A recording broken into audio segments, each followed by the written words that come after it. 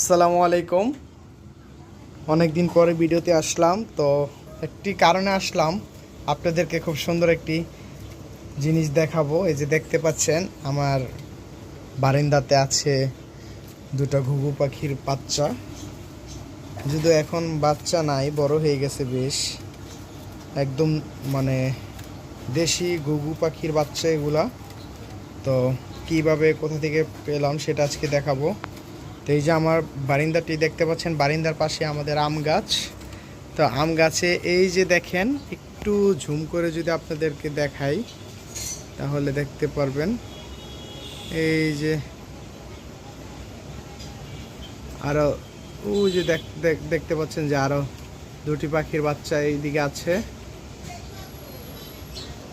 তো এগুলো ওইখানেই ছিল, পরে এগুলা এখানে নিয়ে এসে সর্ষা দানা এবং আরও বিভিন্ন খাবার ও চাউলের খুদ তাদেরকে দিয়ে রাখা হয়েছে।